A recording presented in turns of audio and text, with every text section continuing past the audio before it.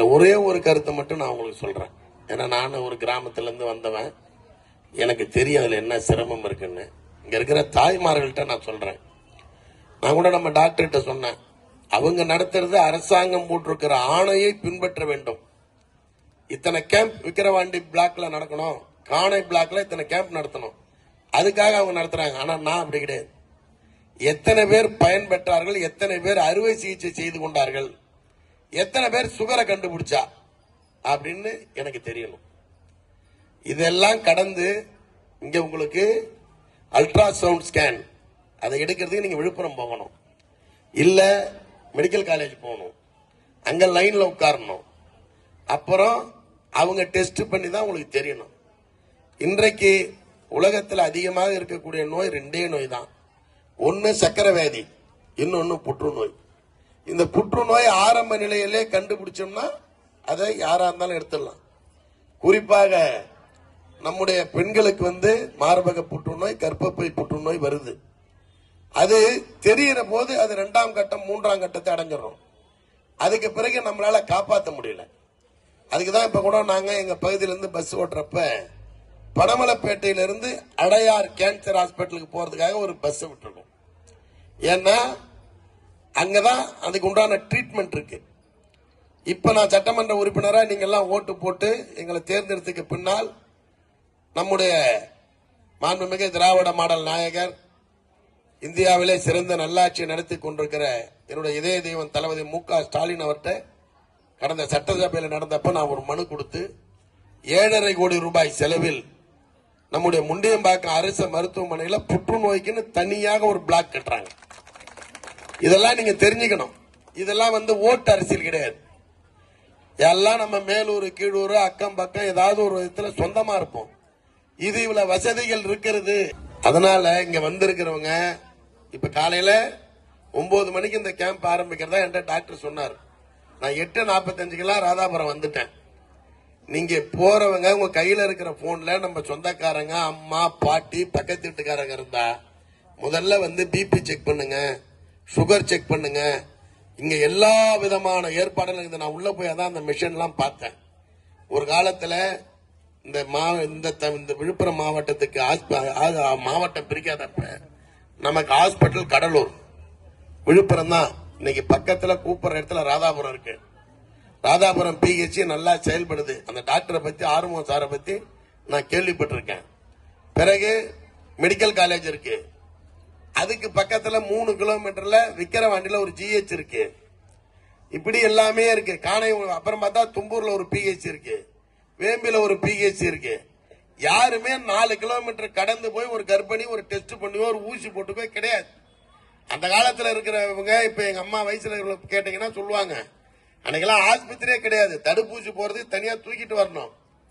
இது நலன் காக்கும் ஸ்டாலின்ல 11 நோய்களுக்கான தீர்வுகளுக்கு உங்களை தேடி வந்திருக்கிறாங்க. நாம தானே உடம்பு சரியில்லை டாக்டர் தேடி போவோம், டாக்டர் உங்க ஊருக்கு வந்திருக்கிறாங்க. இது நமக்கு இலவசமா கிடைக்கிறதுனால இதோட தீவிரத்தை நீங்க தெரிஞ்சுக்காம இருக்கலாம். ஆனால் இதற்காக நோய் வந்தவர்கள் அலைந்து திரிந்து போற போதுதான் அதனுடைய கஷ்டம் தெரியும். அதனால நம்ம ஊருக்கு கிட்டத்தட்ட ஒரு 100 பேரு மருத்துவ பணியாளர்கள் இப்ப இருக்கிறாங்க, நான் பார்த்துட்டேன். அதனால வந்திருக்கக்கூடிய நம்முடைய கழகத்துடைய தோழர்கள், வந்திருக்கக்கூடிய பயனாளர்கள், தயவு செய்து எல்லாருக்கும் தெரிஞ்சவங்களுக்கு எல்லாம் போன் பண்ணி நீங்க பாத்துக்குங்க. முதல்ல பெண்கள் எதையுமே மறைக்காம டெஸ்ட் பண்ணிக்கங்க. எந்த நோயாக இருந்தாலும் ஆரம்ப நிலையில் தான் சுகப்படுத்த முடியும். அது 1, 2, 3 போயிடுச்சுன்னா எதுவும் பண்ண முடியாது. இன்னொரு செய்தி, கொரோனாவுக்கு பின்னாடி தடுப்பூசி போட்டதற்கு பின்னாடி எனக்கு கொஞ்சம் நிறைய டாக்டருங்க தொடர்பு. பல பேர் காலையில அதிகாலையில தான் மாரடைப்பு ஏற்படுது. ஒரு காலத்துல பகல்ல ஸ்ட்ரெஸ் இருக்கிறப்பதான் வந்தது. இப்ப அப்படி கிடையாது. நல்லா தூங்கி எழுந்திருக்கிறப்ப காலையில 3 to 5க்குள்ள இறந்து போயிடுறாங்க. அதுக்கெல்லாம் நம்ம முண்டியம்பாக்கத்துல இப்ப நான் எம்எல்ஏ ஆகி ஒரு 4 பேருக்கு ஸ்டென்ட் வச்சாங்க. பிரைவேட் ஆஸ்பத்திரியில பண்ணாதான் வைத்தியம் அப்படிலாம் கிடையாது. அங்க இருக்கிற மிஷினுக்கு 7 கோடி தான், கவர்மெண்ட் ஆஸ்பத்திரியில் இருக்கிற மிஷினுக்கு 7 கோடி தான். உங்க வீடு தேடி வந்திருக்கிற ஸ்கேனுக்கும் என்ன விலையோ அதுதான் பிரைவேட் ஆஸ்பத்திரியில் இருக்கிற ஸ்கேன் மிஷினுக்கு விலை. அதனால உங்ககிட்ட நான் வந்து உடனடியாக நான் நம்ம தொகுதியினுடைய நந்தன் கால்வாய் அரசாணை பெற வேண்டும்னு எனக்கு இன்னைக்கு 1:30 மணிக்கு செக்ரட்டரியேட்ல ஒரு ஐஏஎஸ் ஆபீசர்ட்ட அப்பாயின்மெண்ட். நான் பேசாம நான் புறப்படுறேன் டாக்டர்னு 2 பேர்ட்டையும் சொன்னேன். எல்லா ஏற்பாடையும் பார்த்துட்டு இந்த செய்தியை வந்திருக்கிற பெண்கள்கிட்ட சொல்லணும்.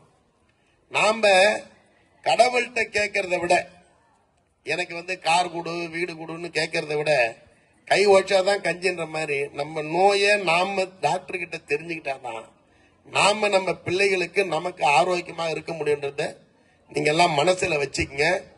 தயவு செய்து திரும்ப ஒரு முறை சொல்றேன், மகளிர் உரிமை தொகை வரல, முதியோர் உதவி தொகை வரல, அதெல்லாம் அப்புறம் பேசிக்கலாம், இந்த கூட்டத்தில் வேணாம். இந்த ஊருக்கு இப்ப சம்பந்தமே இல்லாம நான் எம்எல்ஏ வாங்கி 1.5 கோடியில இந்த ஸ்கூலுக்கு தான் வந்தேன் புக்கு கொடுக்க. வந்த உடனே காம்பவுண்ட் கேட்டாங்க, காம்பவுண்ட் கட்டி கொடுத்துட்டேன். அடுத்தது ஸ்கூலுக்கு பில்டிங் கேட்டாங்க, பில்டிங் கட்டி கொடுத்துட்டேன். நான் நம்ம தொகுதியில 28 மேல்நிலைப்பள்ளி, 25 உயர்நிலைப்பள்ளி, மேல்நிலைப்பள்ளி 12வது படிக்கிற 2860 பேரு, ஹைஸ்கூல் படிக்கிற 2564 பேரு, இவ்வளவு பேருக்கு நான் புத்தகம் கொடுத்துட்டு வரேன். அதுல எந்தெந்த ஸ்கூலுக்கெல்லாம் நான் போக முடியல அவங்களே கொடுத்துட சொல்லுவேன். நம்ம எச்எம் வந்து நீங்க அவசியம் பகண்டைக்கு வரணும், நீங்க தான் வந்து சைக்கிள் கொடுக்கணும்னாரு. வேணாம் சார், சைக்கிளை சேர்மனை வச்சு கொடுங்க, நான் இன்னொரு நிகழ்ச்சிக்கு ஏதாவது வரும், நான் பகண்டைக்கு வரேன்னா அதனால இந்த நிகழ்ச்சிக்கு நான் வந்திருக்கிறேன். 3வது விஷயம் என்னன்னா, இதுல வந்து உங்ககிட்ட நான் சொல்லணும், பல விஷயங்கள் கெட்டதை பேசுறதை விட நல்லதை பேசினா நல்லா இருக்கும். நாம வெக்கப்படவே கூடாது. இப்ப நான் அதனால தான் நான் உட்காந்து பிபி செக் பண்ணேன். நான் வந்து இறங்கின உடனே எனக்கு கொஞ்சம் பிபி அதிகமா இருக்குன்னாரு. சார் இல்ல சார், நான் கார்ல போய் ஜாலி ஆயிட்டேன்னா குறைஞ்சிடும் சார்னாரு. ஏன்னா எனக்கு அடுத்த ஒர்க் அப்படின்ற மாதிரி சிந்தனை இருக்கு. அதை விட பெண்களுக்கு அதிக பிரச்சனைகள் இருக்கு. அவங்க இந்த கும்பல்ல கேட்கலாமா வேண்டாமா, இதை நம்ம டெஸ்ட் பண்ணணுமா அப்படின்னு நான் திரும்ப திரும்ப நம்முடைய தாய்மார்கள்ட்ட வைக்கிற வேண்டுகோள், பணிவான வேண்டுகோள், நீங்க உங்களை பாதுகாத்துக்கன்னா இந்த 2 டெஸ்ட் அவசியம். அதுக்குதான் இங்க அல்ட்ரா சவுண்ட் ஸ்கேன் வந்திருக்கு. ஒரு எக்ஸ்ரே எடுத்துங்க, ஒரு சுகர் பாத்துங்க, ஒரு பிபி பாத்துங்க. நம்முடைய அண்ணன் வேம்பி ரவி ரெட்டியார்னு ஒன்றியச்சிலார் ஒருத்தர் இருந்தார். அவர் சொன்னார், முட்டத்தூர்ல போய் நான் செக் பண்ண பிறகுதான் எனக்கு பைபாஸ் ஆபரேஷன் பண்ணாங்கன்னு. அதனால இதுல ஏழை பணக்காரன் யாரை பார்த்து நோய் வர்றது கிடையாது. யாருக்கு வந்தாலும் நோயை ஆரம்ப நிலையில் கண்டுபிடிக்க வேண்டும். அதற்கு தான் மாண்புமிகு முதலமைச்சர் உங்களுக்கு நலன் காக்கும் ஸ்டாலின் அப்படின்ற தலைப்புல 17 விதமான நோய்களுக்கு இங்க, சரி 18வது நோய்க்கு எங்கன்னு கேட்பாங்க. இப்ப வெளியே கேட்டுட்டு இருக்காங்கல்ல எதிர்கட்சிக்காரங்க, அதுக்கு முண்டியம்பாக்கம் ஹாஸ்பிட்டல்.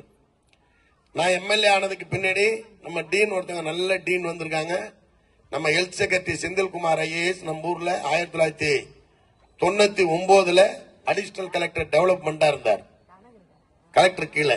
அவர்கிட்ட நான் போய் கேட்டு ஒரு கட்டணமான வார்டு, அதாவது பே வார்டு அப்படின்னு சொல்லுவாங்க, நம்ம ஜெனரல் வார்டு இல்லாம தனியா கொஞ்சம் நாகரிகமா இருக்கிறோம், நாங்க பணம் கட்டிக்கிறோம், அந்த இடம் சுத்தபத்தமா இருக்கணும்னா அதுக்கு நீங்க பணம் கட்டுற அளவுக்கு ஒரு வார்டை நான் தயார் பண்ணிருக்கேன். அதெல்லாம் அண்ணன் சீனிவாசனுக்கு உங்ககிட்ட சொன்னாரா, இல்ல எங்க தலைவர் வாக்கூர் தலைவர் பேசவே மாட்டார், அவர் நல்ல டைப்பு, அதனால இதை சொல்றதுக்கு தான் நான் பேசுறேன். அதனால இது ஒரு பொன்னான வாய்ப்புன்னு சீனிவாசன் அண்ணன் சொன்னார். பொன்னான வாய்ப்பு இல்ல, கேட்காமல் கிடைத்த வரன் நினைச்சுக்கிட்டு இதை நீங்கள் பயன்படுத்த வேண்டும் என்று கேட்டுக்கொண்டு வருகை தந்திருக்கிறேன். நம்முடைய டாக்டர், நம்முடைய நர்ஸ் எல்லாருக்கும் என்னுடைய நன்றியை தெரிவித்து விடைபெறுகிறேன். நன்றி, வணக்கம்.